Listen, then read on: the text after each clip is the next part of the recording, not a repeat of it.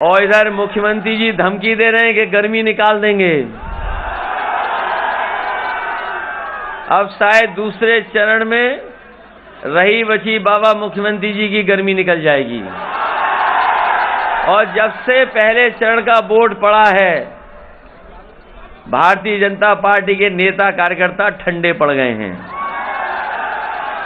और अब आपकी जिम्मेदारी है तीसरे चरण में जो लोग गर्मी निकाल रहे थे उनको पूरा ठंडा करने का काम बुंदेलखंड के लोग करेंगे। बताओ करोगे कि नहीं करोगे ने ठंडा? और हम अपने नौजवानों को कह के जा रहे हैं, ये गर्मी निकाल रहे हैं, हम लोग फौज में और पुलिस में भर्ती निकाल करके नौजवानों को नौकरी देने का काम करेंगे। इधर सरकार में लाखों लाख पद खाली हैं। लगभग 11 लाख सरकारी नौकरियों के पद खाली हैं। समाजवादी पार्टी ने तय किया है सरकार बनेगी तो नौजवानों को नौकरी देने के लिए 11 के 11 लाख पद भरे जाने का काम होगा। ये हमारे बीएड टीटी वाले लोग जाने कब से आंदोलन कर रहे हैं, कब से आंदोलन चल रहा है आपका, और अभी तक कोई सुनवाई नहीं हुई है इनकी। ये जब कभी भी लखनऊ गए होंगे तो इन्हें अपमानित होना पड़ा है। इसलिए समाजवादी सरकार बनेगी तो बीएड टीटी वालों को पूरा का पूरा समाहित और इन्हें भी नौकरी देने का काम समाज सरकार में होगा। 69,000 वाले न जाने कितने दिन से आंदोलन कर रहे थे, हर 6 महीने में लाठी खाए, लेकिन वो पीछे नहीं हटे। सालों साल लखनऊ में रुके रहे, लेकिन उनको नौकरी का भरोसा दिलाने के बाद भी उन्हें समायोजन नहीं किया। उनके आरक्षण से खिलवाड़ हुई है, उसमें सुधार करके और 69,000 में जो आरक्षण को लेकर के भेदभाव हुआ है उस भेदभाव को खत्म कर करके उन्हें भी नौकरी देने का काम समाज सरकार में होगा। इधर सुनने में आता है कि बीजेपी के लोग ये चिल्लाते हैं कि समाजवादी सरकार बनेगी तो हो सकता है एक ही लोगों का कब्जा हो जाए। कभी कभी आरोप लगाते हैं समाजवादियों पे। बताओ आरोप लगाते हैं कि नहीं लगाते हैं? जब समाजवादी पार्टी ने कहा कि हम जाति जनगणना करना चाहते हैं, बीजेपी के लोग पीछे हट गए, जाति जनगणना नहीं करना चाहते। हमने कहा अगर आरोप लगा रहे हो भेदभाव का तो कम से कम उत्तर प्रदेश की जातियां गिनती हो जाएं और हर जाति को ये पता लग जाए कि वो आबादी में कितने हैं। लेकिन ये सरकार आगे नहीं आ रही है। इसलिए बुंदेलखंड के लोगों को मैं भरोसा दिला के जा रहा हूं कि आज टेक्नोलॉजी है, आज ऐसा इंतजाम है, आज अगर हम चाहेंगे तो कम समय में भी जाति जनगणना हो सकती है। इसलिए समाजवादी सरकार बनेगी, 3 महीने के अंदर सभी जाति जनगणना करा करके कम से कम जिसकी जितनी आबादी है उसके साथ उसको भागीदार देने का काम भी समाजवादी सरकार में होगा।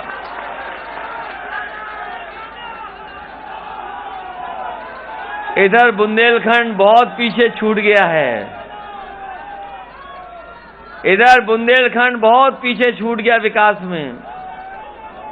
जो एक्सप्रेसवे बनाया बाबा जी ने पिछले 5 साल में पूरा नहीं कर पाए। जो डिफेंस कॉरिडोर बनाकर के कहा कि यहां पर डिफेंस की बड़ी बड़ी चीजें बनाई जाएंगी।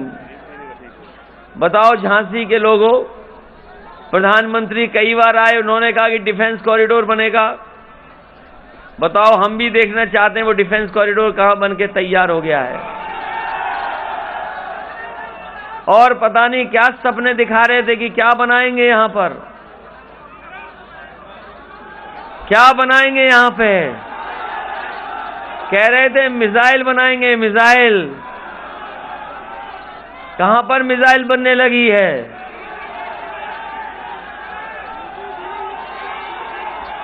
अगर कहीं मिसाइल बन रही हो तो बताओ हमें। जो बबीना कैंटोनमेंट है कहीं उसके आसपास तो नहीं बन रही? कौन सी फैक्ट्री बनने जा रही थी, लगने जा रही थी? लखनऊ में देख लो, बड़े बड़े विज्ञापन लगे हैं कि झांसी में, उत्तर प्रदेश में बड़े बड़े कारखाने लग गए हैं। अगर दिल्ली में कोई रिश्तेदार हो तो पूछ लेना, दिल्ली में बड़े बड़े विज्ञापन लगे थे। लखनऊ में देश के सब उद्योगपति बुलाए गए, बड़े बड़े उद्योगपति बुला करके एमओयू साइन हो गए, समझौते हो गए, और इसी सरकार ने कहा कि हम लगभग 5 लाख करोड़ उत्तर प्रदेश में पैसा लगाने का काम करेंगे। बताओ हमारे झांसी के लोगों, कौन सा कारखाना और उद्योग लग गया आपके बीच में? वो जो 5 लाख करोड़ की बात थी, वो कहां चले गए पैसे?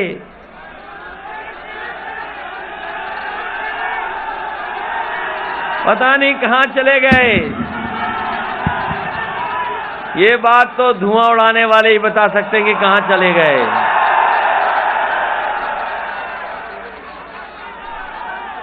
ये तो एक्सप्रेसवे से जोड़ रहे थे। समाजवादी सरकार बनेगी तो झांसी को एक्सप्रेसवे से जोड़ने का काम करेंगे। यहां पर हम लोगों ने किसान बाजार भी बनाए, हर जिले में मंडी भी बनाई।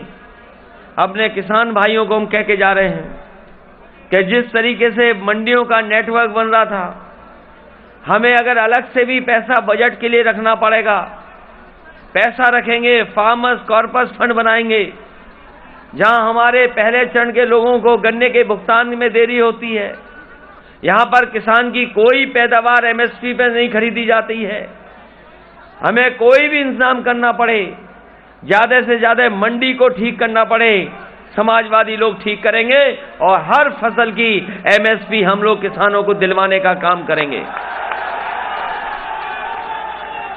यहां पर सैनिक स्कूल भी बनाया, लेकिन जितना बनाया उतना ही बनाया, आगे नहीं बढ़ पाया। अगर सैनिक स्कूल की तरह ही उत्तर प्रदेश से सैनिक स्कूल हर जिले में बनाने पड़े तो समाजवादी सरकार में हर जिले में सैनिक स्कूल बना करके नौजवानों को अधिकारी और फोर्स में भेजने का काम करेंगे।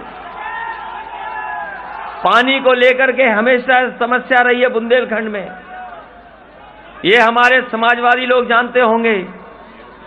यहीं पर डैम बन रहा था, जितना काम समाजवादी सरकार में हुआ वही उतना ही हुआ, उसके आगे नहीं बढ़ पाया। जो डैमों का प्रधानमंत्री ने उद्घाटन भी किया, वो भी समाजवादियों की सरकार का बना हुआ डैम था।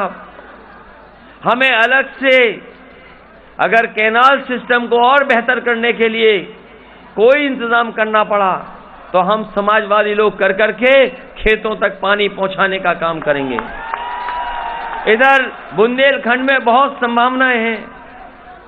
जब मैं हमीरपुर आया था तब पत्रकार साथियों ने मुझसे बहुत सवाल पूछे थे।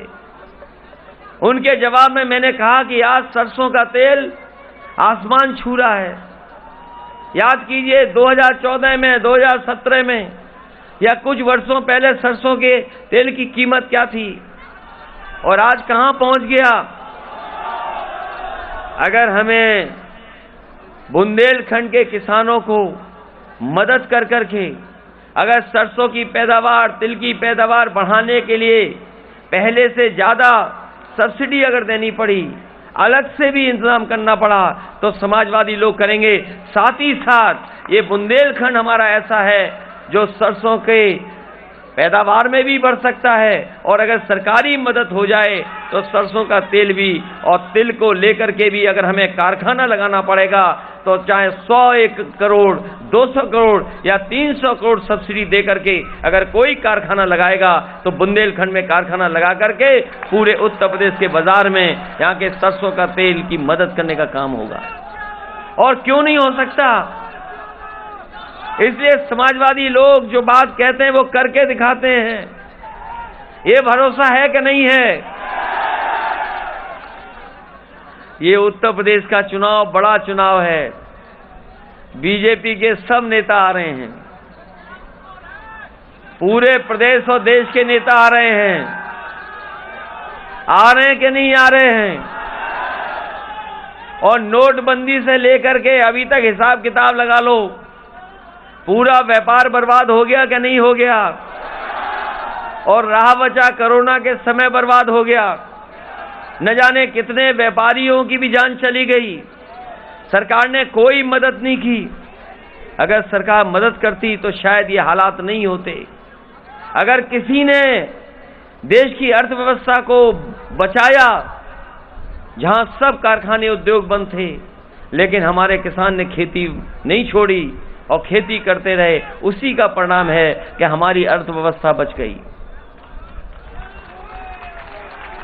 अगर किसान भी अपनी खेती नहीं करता